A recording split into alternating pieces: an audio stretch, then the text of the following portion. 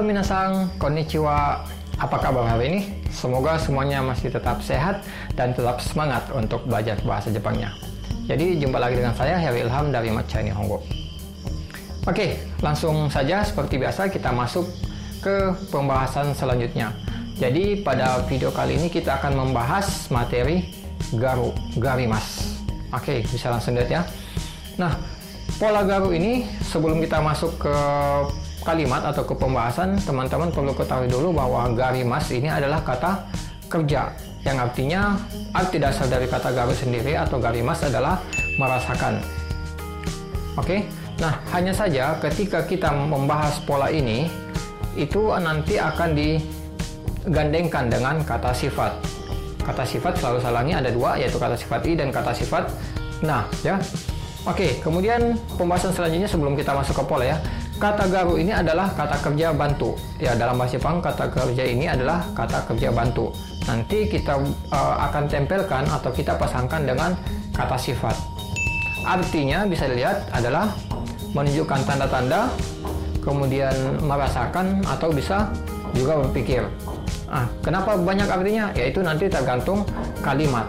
Jadi kalimat misalkan seperti apa ya, artinya nanti bisa disesuaikan dengan kalimat yang kita buat atau yang kita ungkapkan, atau mungkin kalimat yang kita dengar.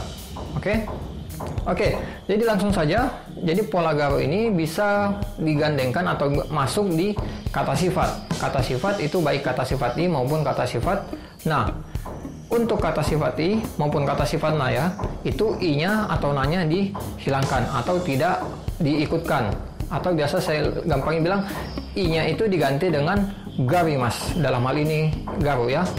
Nah, ketika kata sifat ditambahkan kata garu itu menjadi kata kerja ya, perubahannya.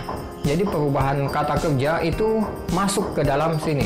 Jadi meskipun sebenarnya dalam bahasa Indonesia misalkan ya merasa panas, merasa malu itu kan kata sifat.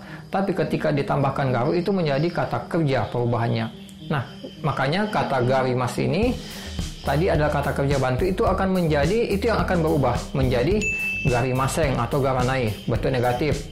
Gatta atau garimasta untuk bentuk lampau. Dan perubahan yang lain bisa menjadi gatte untuk bentuk sekarang ya, gatte imas. Atau bisa eba untuk pola yang kemarin, misalkan gareba, seperti itu. Jadi itu bisa menjadi perubahan pola-pola yang lain, kata garu tadi. Nah, tapi intinya atau artinya masih tetap kata sifat yang menjadi inti dari pembahasan. Inti pembahasannya kata sifat, tapi ditambahkan garu ini artinya merasa. Oke, jadi kapan digunakan pola garu ini? Oke, bisa dilihat artinya ya, atau secara tata bahasa atau dari ilmu linguistik, pola garu ini intinya, pola garu ini perhatikan sebagian besar maksud saya itu dipakai, ini secara umum ya atau secara ilmu tata bahasanya, itu dipakai untuk menyatakan apa yang kita lihat atau apa yang kita pikirkan mengenai orang ketiga atau orang lain. Ya, misalkan bisa langsung dilihat contoh, Toni-san wa hitori de sabishi garimasu, sabishi gatte imasu. Toni sendiri merasa kesepian. Padahal kalau kita mau menggunakan pola biasa, kurang lebih juga artinya sama. Misalkan Toni-san wa hitori de sabishi desu. Toni merasa sendiri, merasa kesepian, sendiri merasa kesepian. Pada dasarnya sama. Tapi begitu kita menggunakan pola garu ini, kita menunjukkan ada rasa empati atau ada rasa kita menunjukkan bahwa dia menunjukkan tanda-tanda, kembali lagi ke artinya tadi, Toni ini menunjukkan tanda-tanda dia kesepian karena sendiri. Begitupun dengan kata-kata sifat yang lain. Oke? Itu yang pertama. Kemudian yang kedua, pola garu ini itu banyak disandingkan atau banyak dipasangkan dengan pola keinginan yang menyatakan keinginan. Kalau teman-teman sudah mempelajari bentuk hoshi des atau samatai, misalkan tabetai, nomitai, ikitai, atau misalkan pasoko nggak hoshi des, saya ingin komputer, itu banyak dipasangkan dengan pola tersebut. Jadi semua itu akan kita bahas kali ini. Jadi masih agak panjang. Oke, lanjut. Kalau teman-teman misalkan biasanya menggunakan pola hoshi desu atau keinginan ya yang tadi, misalkan Susan san wa jus wo nomitai desu. Susan mau minum jus. Nah, kalau kita tambahkan garimas jadinya Susan san wa jus wo nomita garimas. Nomita gatte imas kalau kita pakai bentuk sekarang. Nah, bedanya apa? Kalau tadi misalkan tanpa garimas ini kita cuman ya dalam kalau mau diartikan pada dasarnya sama ya, Susan ingin minum jus. Tapi kalau kita menggunakan kata garimas ini atau pola garimas ini, kita menunjukkan bahwa kita mempunyai semacam judgment atau kita mempunyai pendapat bahwa Susan menunjukkan tanda-tanda ingin minum jus, atau kita berpikir bahwa Susan ingin minum jus. Oke, semoga bisa ditangkap. Begitupun dengan hoshi desu. Jadi hoshi garimas, hoshi gatta. Misalkan sensei wa atarashi kuruma ga hoshi desu. Itu kalau pola biasa ga hoshi desu. Semoga teman-teman sudah mempelajari. Nah, kalau ditambahkan dengan garimas, jadinya sensei wa atarashi kuruma ga hoshi garimas, hoshi gatte imas. Nah, kalau tadi arti biasanya saja hoshi tadi, kita melihat bahwa sensei atau gurunya itu ingin mobil baru. Tapi kalau kita menambahkan atau memasukkan pola garu ini, jadi kita sebagai orang ketiga yang melihat sensei tadi, misalkan kita merasa bahwa sensei itu menunjukkan tanda-tanda, atau kita merasa bahwa sensei ini menginginkan mobil baru. Bagaimana teman-teman? Sudah bisa dipahami? Oke, contoh yang lain misalkan hasukashi garanaide. Ya, bisa dilihat contoh hasukashi garanaide. Mai ni dete kudasai. Jangan malu, jangan merasa malu, maju saja. Seperti itu. Jangan merasa malu, maju ke depan. Oke. Nah, kemudian poin ketiga ya. Yang tadi adalah kata sifat, yang kedua adalah bisa disandingkan dengan pola-pola menyatakan keinginan. Catatan ketiga adalah, atau bisa dilihat ada list. Misalnya ada yang lain, ada list mungkin ada kata sifat yang mungkin tidak bisa atau tidak bisa disandingkan dengan kata garu ini. Mungkin apakah dari segi arti memang tidak cocok, atau mungkin dari segi penggunaannya memang yang tidak bisa masuk seperti itu.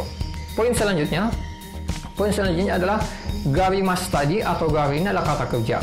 Itu bisa menjadi kata benda. Caranya dengan menjadikan garu ini menjadi apa? Ya, gari ya. Nah, sebenarnya untuk pola pembahasan N4 atau JLPT N4, pola gari ini dibahas tersendiri. Tapi kita bahas saja karena masih relevan dan masih memang akar katanya sama. Nah, gari ini adalah asal katanya dari garu tadi yang kata kerja. Nah, kalau kita membuatnya atau mentransformasikan menjadi kata benda gari, itu masih tetap sama ya. Kita tambahkan kata sifat, tambah kata benda gari, jadi hasukashi ya, misalkan kita menggunakan kata hasukashi malu, hasukashi gari, jadinya pemalu. Nah, kata gari ini banyak juga biasanya, mungkin kalau teman-teman sudah sering menggunakan malah itu ditambahkan dengan ya, jadinya hasukashi garia. Kowa garia, penakut, kowai tambah gari ya, jadi penakut. Nah, kalau kata gari ini, kata benda dari garu tadi ditambahkan, itu menunjukkan semacam sifat atau perilaku seseorang yang kita lihat. Misalkan si Budi ini orangnya penakut. Budi sangwa Budi sangwa kowa garia no hito desu. Jadi begitu kita menggunakan kata benda dari garu ini atau garia, itu menunjukkan kita seolah-olah menunjukkan perilaku dari seseorang. Misalkan tadi hasukashi malu, kita tambahkan garia atau gari menjadi hasukashi garia. Kowai takut, jadi kowa garia, penakut. Oke, pada dasarnya seperti itu bisa dilihat ya di list kosakata, khususnya kata sifat yang banyak disandingkan dengan pola garu. Oke, jadi ini bisa dibawa ke jadi ini bisa ditambahkan dengan garu. Nah, garu tadi saya ulangi atau kita simpulkan bisa di bawah atau garu ini itu bisa berubah menjadi bentuk negatif, positif maupun lampau. Kemudian banyak digunakan untuk menyatakan keinginan yang bentuk tai tadi, misalkan nomitai ingin minum, jadi nomita garimas, nomita gateimas. Kemudian gar ini bisa menjadi, maksud saya gar ini bisa menjadi kata benda atau gari dalam hal ini yang menunjukkan karakter atau perilaku seseorang yang dilihat oleh orang lain, atau kita menunjuk orang ketiga ya, seperti itu.